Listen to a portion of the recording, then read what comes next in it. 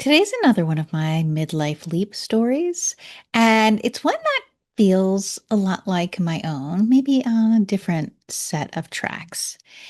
If you've ever thought about doing your own thing, even though it is for sure not what you went to school for, and for sure not what you thought you were going to do for the rest of your life, but suddenly found yourself intrigued and with an opportunity, I think you're going to like today's episode. Learning from someone else and some of my own story about where we might go when we're open to opportunity, when we're kind of hungry and need to make some changes, and we're just listening for what the world has to offer us. It is the life of an entrepreneur. So today's conversation, I hope, gets you a little bit intrigued if you've been thinking about maybe someday doing your own thing. Welcome to Surfing the Quicksand. I'm your host, Kathy Vines.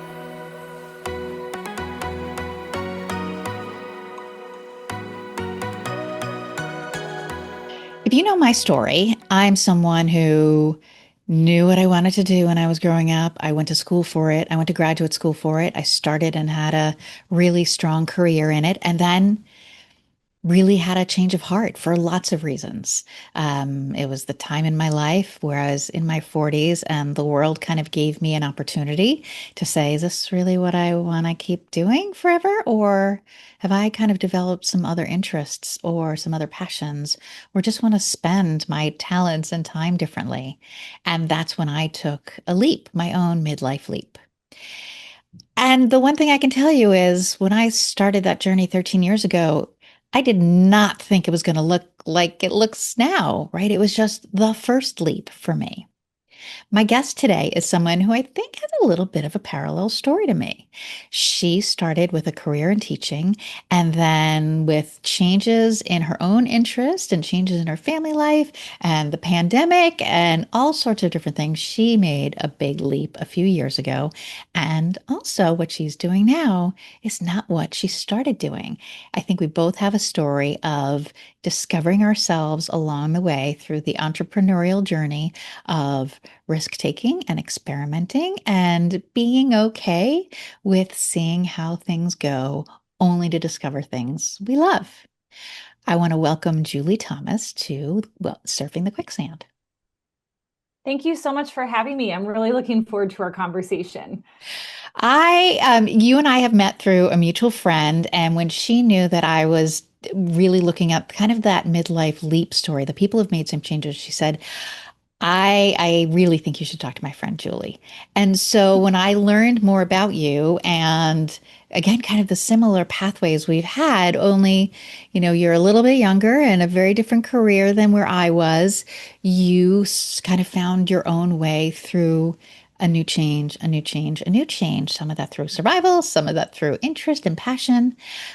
Let's start at the beginning. Where were you in your first career? And how did you come to realize that maybe your first career wasn't going to be your forever career? Mhm.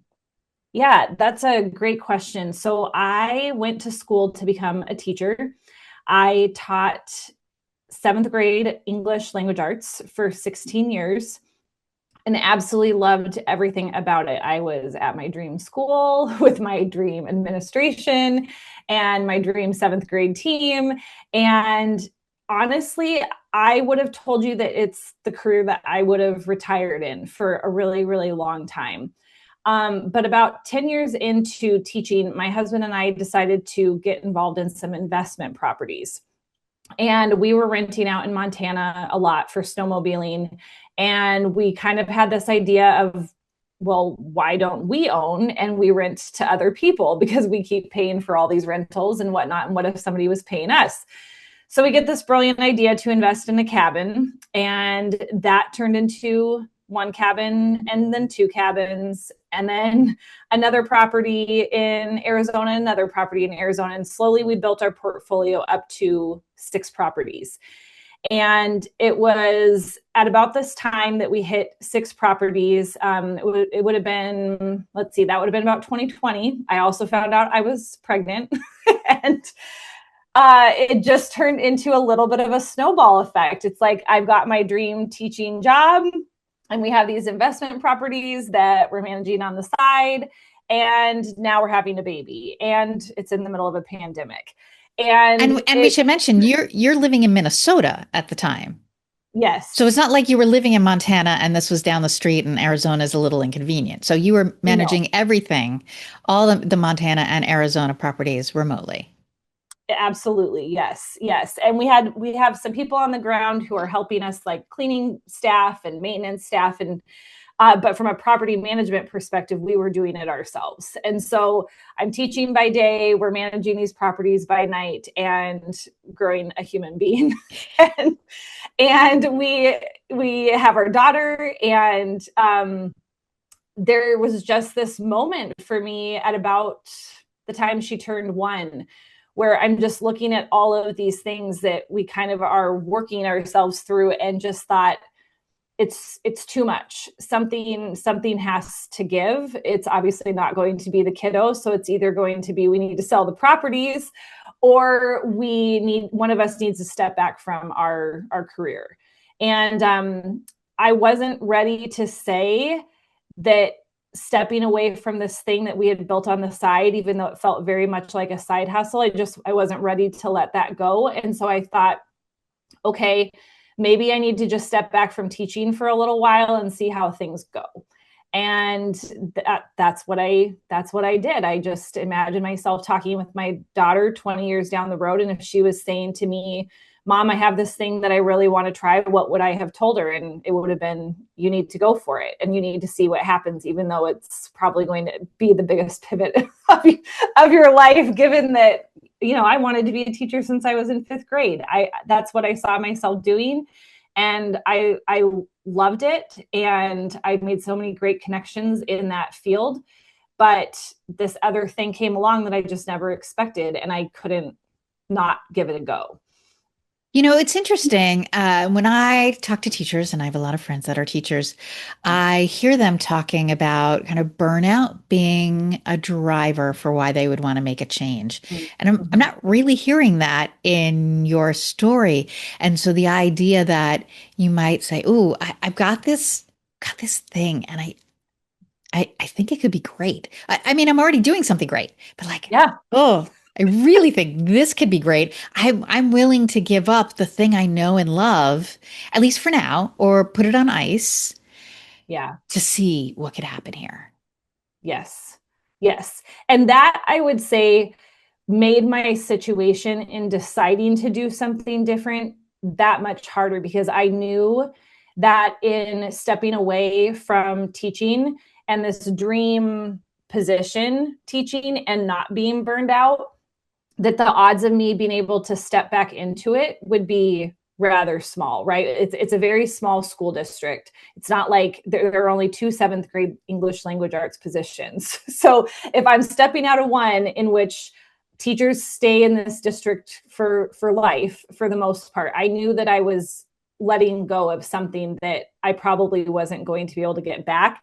And had I been burned out, in some ways it probably would have been an easier decision, because it would have been just like, I need a break. I need to get out of this. This isn't working for me anymore.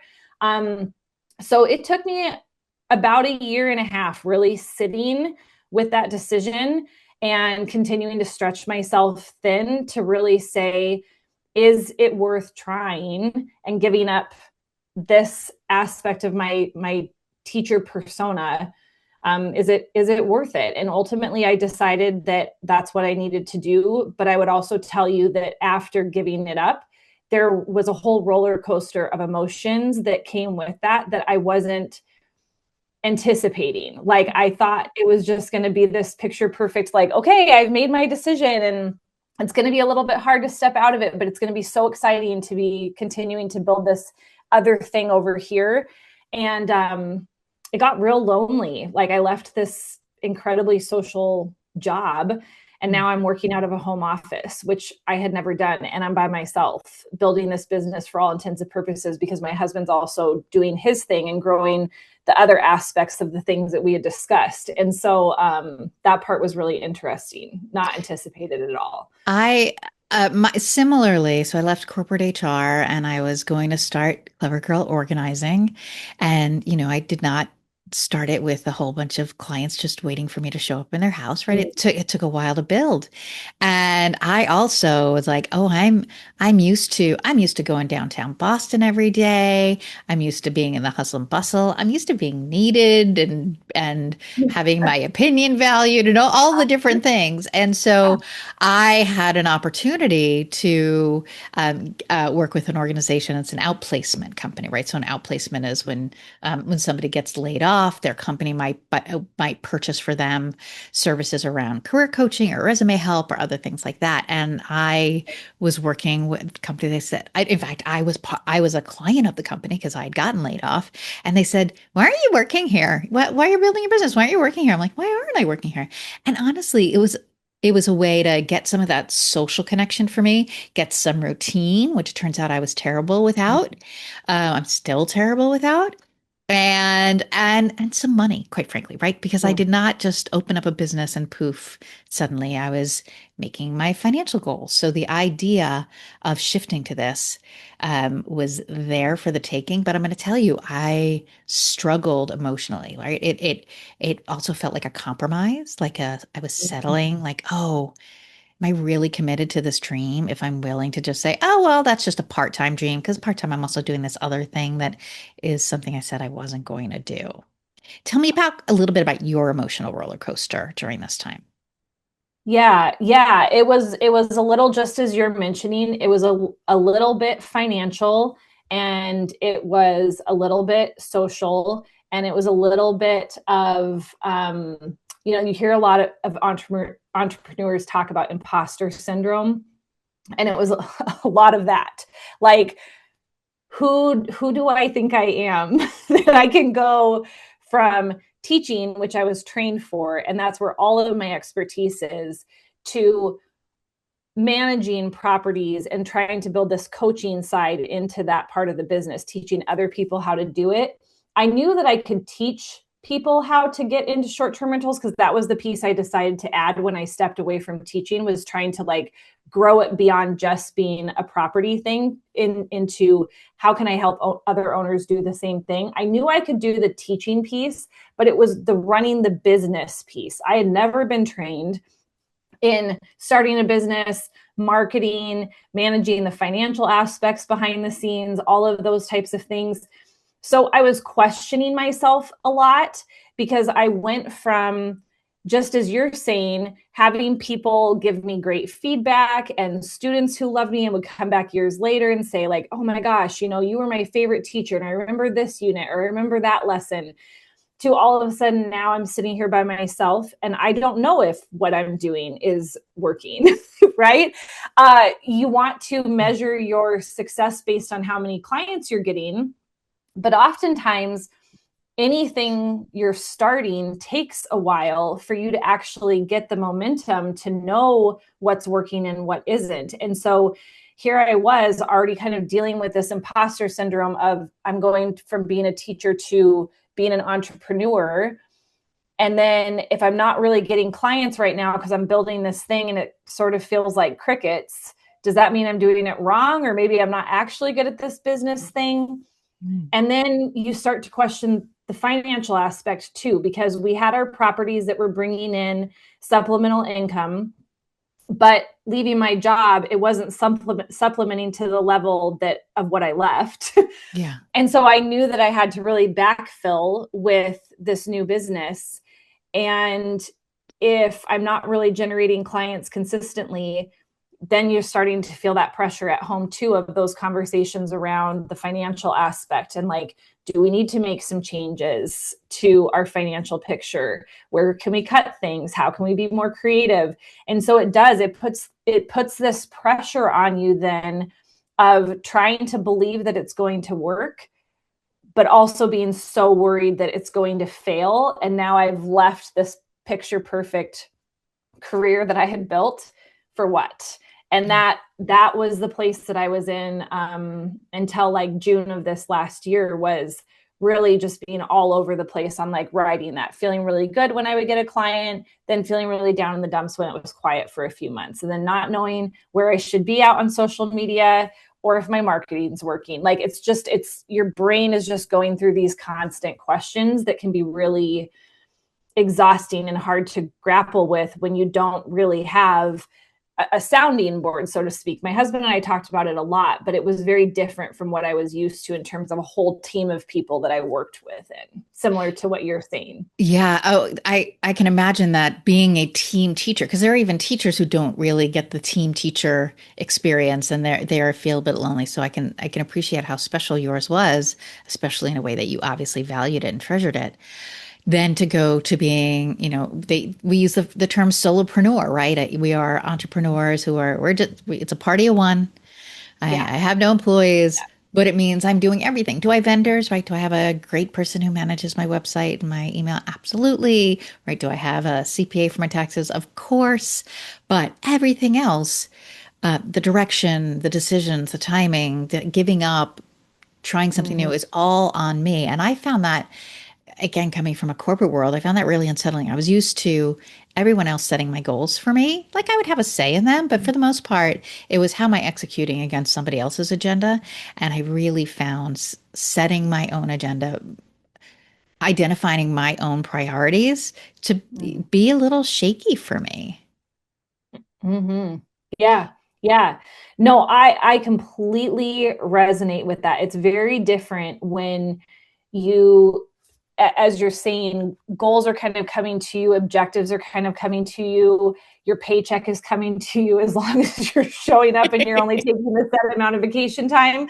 But all of a sudden, when that is all on you and you're deciding what your day looks like, and then in your mind, your paycheck's being driven by what you did or didn't do, who you did and didn't reach out to, how much marketing you did and didn't do that day, it is a very, very different um, reality to recognize how I show up today for my business is either going to move my business forward or it's just sitting still. Yeah, that there's the kind of that joke is like, oh, I wanted to create a family and life balance or life work balance. So I left my 40-hour work job and now I have a 24/7 job, right? Because it's on me. And I'm only making money today because I did something that made money today. We had the maybe the first or second winter I was in business was the year that in Boston we had 100 inches of snow, right? So I would.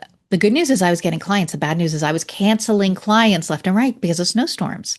And I made a commitment to myself that any day that I was supposed to have a client, but it got canceled, I was going to do something with that time that furthered my business. So I was taking a class, I was doing a networking thing, I was doing something that it wasn't Yeah. just like, oh, okay, bonbons today, right? Like it was very important to me. I didn't lose ground on the fact like just because I'm not directly making revenue doesn't mean I'm not investing in my business and furthering my business. But that takes discipline Yeah.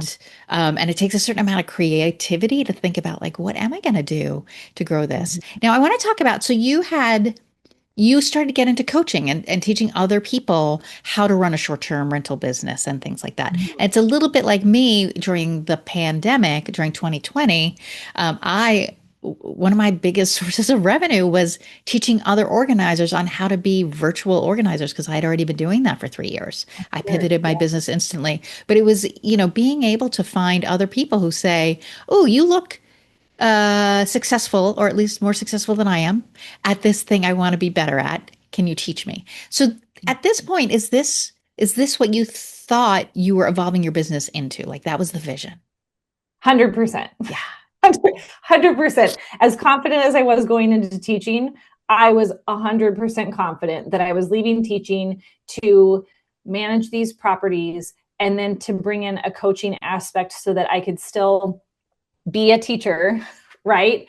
And help other people earn additional income to help support their families and like allow them to do the things that they wanted to do because that's what it had done for me and that's what so many people had asked us is like how are you doing this? Like how do you get your first house? And then what do you need to do with the first house to then get the second house? And like how many houses is too many? And when do you know you can leave your job? And things like that. And so we had so many questions that in my mind, that was the natural progression of like, okay, I don't need to not be a teacher anymore. I'm just teaching in a different capacity and I'm doing it with this side hustle thing that we had built successfully, and now I can just help other people. So 100%, that is what, for the first 2 years after I left, I was completely convinced and pretty dead set on that having to be the direction I was going to go, because that's why I thought I was leaving, and that's what I thought I was leaving for, to do. And so what did you like about that work? What did you like about this new chapter? Yeah. So I would say the biggest thing is that it opened my eyes to what an online community can look like. Prior to doing this, my existence was very much within, right, my small town, who I taught with, who my friends were, where my family was. And all of a sudden, I hired this business coach who helped me get out on social media, and I was part of these different Facebook groups, and I joined a group called Boss Mom, and so then there's other ladies on there, and I'm having all this online collaboration with all these other women who are also entrepreneurs. And I think it really opened my eyes to what a different kind of community can look like. And even though you're not in the same physical space, the beauty of technology is that it makes you feel so connected, and you can hop on these video calls. I ended up coaching. I didn't get a ton of clients through that direction that I was trying to take my business, but the clients that I did get were from around the United States, and I connected to them all because of virtual reasons, social media, through some of these groups that I was part of. And it was really cool to help these couples stand up their dreams of a short-term rental. And I wasn't even in the same state as they were. And then we're doing these video calls, and they're walking me around the house that, I helped them work on and settle on, and help them stage and come up with a design and different things. And it just was really, really cool to connect with people around the United States and know that I was somehow able to be a part of their story, even though I never would have been connected with them prior to leaving teaching. That was probably the thing that I loved the most. I love that. And I think again, I do between my virtual organizing, which feels so similar, right? I'm working with people on their goals for their homes. And then even the work that I do with career coaching and resume writing, I feel like through both parts of my business, what I tell people I do is I help people get unstuck and move forward in whatever is important to them. For some people that's their home, and some people that's their job. And then I start this podcast, and I basically want to help you get unstuck on everything. But it's like, oh my gosh, I am working with people all over the country in other countries just to help them with whatever's important to them. And it's such a Mm-hmm. gift that we have Yeah. this technology, and we have this kind of societal understanding that this is a perfectly okay way to work with people and Mm-hmm. hire somebody that you would never ever get to shake their hands Yeah. in person with. It's crazy.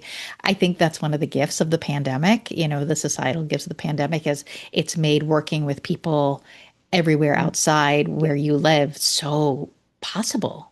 Mm-hmm. Mm-hmm. Yes. And I think there's certain industries that it works really, really well in. And like you and we can Yeah, benefit from that. I also taught during the pandemic, and it's been interesting to compare the differences between those industries and the reality of trying to connect with people online. Like, I am able to connect with these other individuals because they are also very interested in getting something out of our interactions together, versus what it was like teaching during the pandemic, in which you've got 28 kids in front of you on a screen, and you're attempting to build this relationship with them. But kids, at least in my experience, that was a much bigger struggle yeah. to connect with my students during the pandemic compared to connecting with other adults post as an entrepreneur. And so that part was also interesting to me to reflect back on how different that experience was compared to my experience as an entrepreneur. For sure. I hadn't Yeah. thought about that in some ways you're doing the same thing, but for a very different customer, quote, customer, right? Yes. One who is saying, hey, we are all in. Please change my life. Do you take Yeah. credit cards? And the other Right. is, I don't want to be here. Why do I have to be Yeah. here? This is the worst. Right. No, Yes, very, exactly. very different clientele. Yes, yes. Tell me my homework and then let's Right. be on with Right. Does my it. camera need to be on? Right. Right. All Yes, that. Yes. Good. exactly. So, Exactly. so you've kind of teased already that up until last year, this is what you've been doing. So, Yes. what happens that invites another shift for you? Mhm. Mhm. So I hit June of this last summer and I felt very proud of the coaching business that I had built. I felt really proud of doing my own website and doing my own marketing and getting the clients that I had and the success that I was able to see them build. There was a lot of pride, but I also knew that from a financial standpoint, it was not going to be sustainable for our family to keep going down that road with the number of clients that I was able to secure. And so there was really this moment for me of like, okay, so if it if I'm not generating enough from coaching, what can I do differently in order to bring in additional revenue? And so I thought, okay, I could go back to teaching and just kind of let go of the coaching side and go back to property managing our properties. We had sold some off by that point in time and it was getting simpler. And so I kind of pondered that, but I felt like in my gut, it wasn't telling me that it was time to fully let it go. And so I thought, you know what? I've never done property management for people here in Minneapolis. I could get into that and help other people manage their own properties. They're not properties that I own, but that would bring in some additional revenue. And I could then continue with the coaching and managing our own properties. So I started reaching out to some local property management companies in the area asking if they needed a property manager to like join their team to manage properties. And I got a lot of no's, a Hmm. lot of no's. And I end up on a call with one and I'm explaining to him what it is that I'm looking to do and like do more property management in the area. And he said, we don't need that. And at this point in time, you're trying on these video calls to not have the emotion come through, but I'm like, oh man, like, okay, what am I supposed to do? But he goes, you know what we do need, and I don't know if you can solve this problem, but he said, we need somebody who can help us with design. And I said, okay, so say more about what you mean by that. And he said, well, we get these clients who are wanting us to property manage their homes, but they're not ready. They're not ready to actually rent. And they need lamps and end tables and bedspreads and cohesion and artwork and stuff in the kitchen and different things.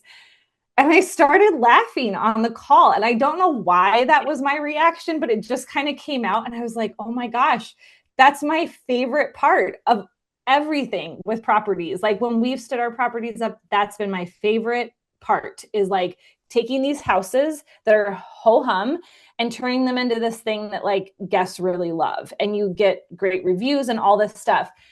And so I said, well, I think I could do that. I said, that's not what my business is right now. And I was very transparent with him. I said, I've been in the coaching space. I'm trying to help people get into rentals. I've never done anything in design other than for our own properties. And he's like, well, if you'd be willing to do this, let's chat. So I went and visited with him in person and we came up with this whole plan of how if future clients that were coming to him, if they needed help with their properties, he was going to defer them to me as like a contracted company, and I would help them get these properties set up. So that was in August, and it was real quiet for months after that. And I was like, okay, I went from so excited, right, about this idea of like, oh my gosh, like this is going to drive me clients. I'm going to get this business. This is exactly what I was looking for, to silence. It was quiet all through September, quiet all through half of October. And here I am still dealing with this like financial side of like, okay, Yeah. it's time. Like time's a ticking. We got to do something. And you've also kind of missed the maybe I should just go back to teaching because I'm Yes. desperate window. That was in the summer. Yeah. Yes, that was in the summer, which is not ideal hiring time Yeah. for teaching because a lot of the schools around here like to hire for their big major positions in more like March, April timeframe. So I knew that I could go look for teaching positions, but I'm definitely not going to get like a cream of the crop teaching position. It's going to be settling for just a job, right? So I start subbing and locally at our school district, and all of a sudden I get approached about some long-term sub jobs, and I'm like, oh man, because now it's like a few months, and I'm committing myself to a few months at a time. But I was like, nothing's coming from this property management situation. We've scaled back on our own personal properties. Haven't had a coaching client in a while. Sure, why not? Like it's so quiet. It's not going to matter. So I sign on, and no joke, 3 weeks into me taking these long term sub jobs that basically fill out until the end of the school year, they start sending me clients, and it's one client, and then another client, and then another client. And it's taken off since October, and we've finished 3 properties, and we have another 2 on the radar right now that we're working on.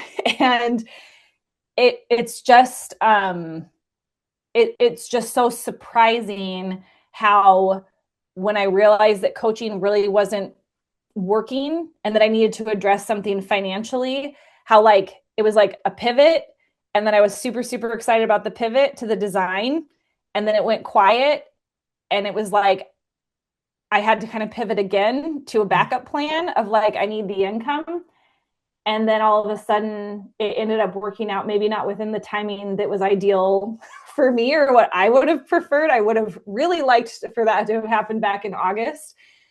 But at the same time, like it has taught me a ton about what it takes to be creative and open to opportunities, and the willingness to sometimes say, right now is just going to be a grind, and that's okay because I'm doing what I need to do, but I'm also giving it the space and time to become what it can potentially become, because I don't have this financial stress sitting over here where it's like with every single email and every single like inquiry, I'm desperate for that to work. Yeah. It's I have a couple of things that come to mind from that part of your story, right? One is that, gosh, that hungry entrepreneur, so especially solopreneur, where we've all been there, where like we went out to lunch with somebody and it looked like it was gonna be a huge door opening, or like, oh my gosh, I got this call. If this works out, this is a game changer. And we get excited about it, and we can start to build and start to see like, oh, this is where I'm going. Like I can already see 18 months from now what great shape I'm in because of this opportunity that really feels solid. And then you get that and you're excited, and then you're like, wait a minute, this did not work out the way I thought it was, or I imagined it was going to be more lucrative than it ended up being. So that again, that same kind of high and low that can be tough. It's not doing your own thing, whether it's a side hustle or something that you're really turning into a fresh career, it's not for the faint of heart. And there needs to be some resilience. And something that you've said a couple of times tonight is kind of, your gut, knowing deep in your gut, you're being able to trust the now's not right, or it's okay for now. And I want to hear more about that around, your sense of that. And is that something you've always had? Is that something you've been developing through this phase of life? Because it sounds like it's been a really critical partner to you. Mm-hmm. Yes, and I would actually say, so interestingly, if it had been up to my original gut, I would have just stayed in teaching. Sure. I absolutely, like, who I was at my core was the kind of person who would pick something, and that is just like, I'm going to do that to the best of my ability until the day that I retire, and I'm going to love it and enjoy it and appreciate it for what it is. My husband is really the one who, when I think back to when we first invested in that very first cabin, he's always the one who's what if? What if? What if we did this thing, you know? And I had really wanted to play safe. I would say in a lot of aspects of our lives, more so that I wanted to explore the what ifs because the what ifs felt scary. But with that very first what if and exploring it with that very first cabin, and then exploring it again with the second cabin, and so on and so forth. And then him bringing up, well, what if you did coaching, right? He is really my more what if, the one who's going to be the dreamer in our relationship that's going to spur the thought to be there. But I think for me, the gut piece changed. It shifted after I started doing more of the going with the what ifs and not always just being the one who needs to be in the security, the tried and true. This is what I went to school for, so this is what I'm going to do forever. I started practicing following that what if and that gut check of does this feel right? Does it not? And I also, even though my husband would have jumped faster than I did, I also trusted my gut. And when I say my gut is those little butterfly feelings. Does it feel butterfly and I'm going to go throw up in the toilet because this is a really horrible idea? Or does it feel a little butterfly and kind of has me excited to see what's going to happen? I think that there's a distinct difference there of there's potential in this and I can feel the excitement out of it, or no, in the pit of my stomach, something just feels wrong. And I took the time that I needed to not just jump into that. He would have felt a lot more secure in it way faster than I did. But that's where, I said before I left teaching, I sat in that feeling for a year and a half. Really just when I do think about not being here anymore, what does that feel like? Does it make me feel sick? Ooh, this just does not sit right. And that means I need to stay. Or are there kind of butterflies, excitement, even though I'm feeling really nervous?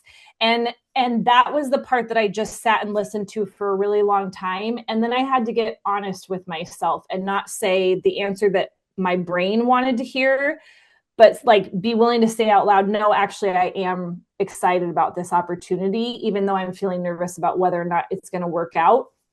And then coupled with that, because I do tend to be the type of person to want to go more toward the safe and sane, the security piece, is that I really had to tell myself, ask myself, are you the kind of person that no matter what happens is going to be willing to figure it out?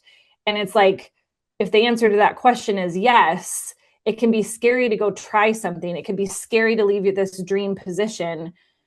But I also have to trust that I'm also the kind of person that if I choose to do that and this other thing doesn't work out, I'll figure it out. I want to enjoy life. I want to love what I'm doing. And so I'll figure out what that looks like if I need to figure out what that looks like. And so that helped me with the gut piece too, if that all kind of makes sense. It does. And I really love that point of saying, your natural instinct is not I'm a risk taker, or I'm as quick to take risks as other people are, but to be able to say oh, but here's what I do know about myself.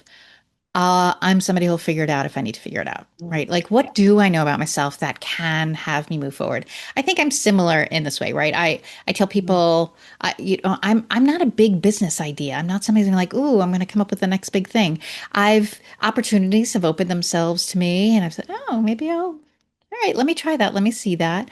I have my Clever Girl Organizing Challenge I've done for 13 years. It's something I love doing. Wrote my book. I've been on TV. I've done lots of really great things, but it's not because I'm sitting around and I'm saying, oh, this is how I'm going to build my empire. And it's going to be this and this and this. I even think that, coming up with the podcast for me was, I really felt this calling to say oh my gosh, I'm struggling with I'm struggling with a whole menu of things that I know all of my friends and clients who are kind of in their 40s and 50s are struggling with. I think, I don't want to say I'm uniquely qualified to do this, but I think I am qualified enough to create something that I think people might value and appreciate and get something out of. And I know I'm good at talking.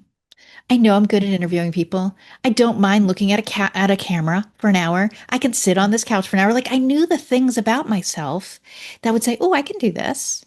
It isn't Yeah. because I need to be someone I'm not. It's because I'm leaning into the someone I know I am and saying, "Where can that take me?" Hmm. Hmm. I want to And hear, oh God, go. you have the wherewithal Yeah. to also learn what you need to learn, right? Like what you're Yeah. saying, you know these things, but also do you have the wherewithal to say, and what I don't know, I can learn, right? And that's the beauty too of technology is you can learn how to do anything you want to do. You know, you want to learn how to create a podcast. There are loads of videos out there talking to you about the equipment and how to do a podcast. And so you like myself combined, like here's what I do know with, even if I don't know this yet, it's still just the power of yet. I can go figure that out. Yeah. And Yeah. yes, and you and I think sounds like we've both had a lot of power of yets, right? Like this is what I'm Mhm. doing now.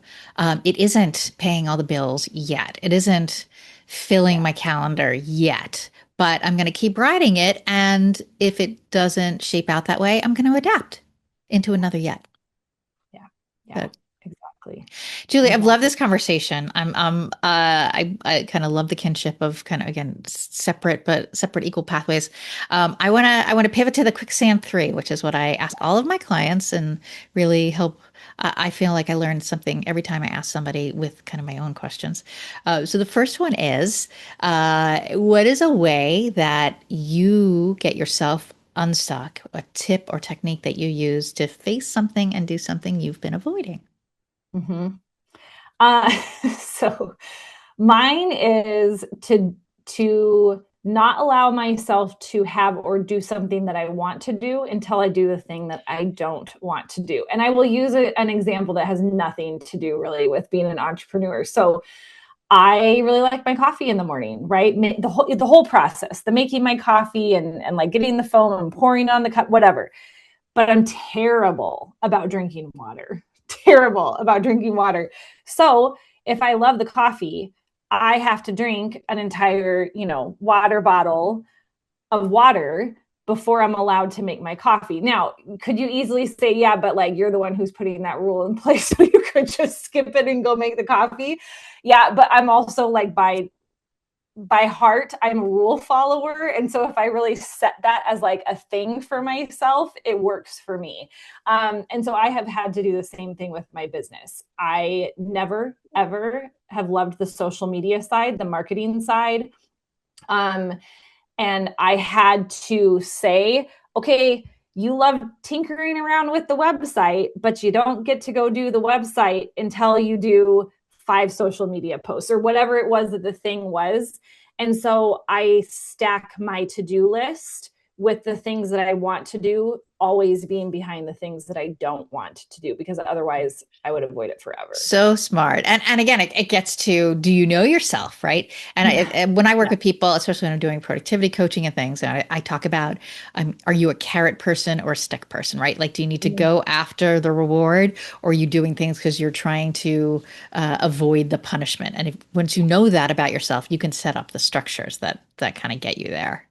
Mm-hmm. Okay, second Yeah. question. If money and skills and time and history and geography, all of that were not an issue, what's a career or job you might have liked to try?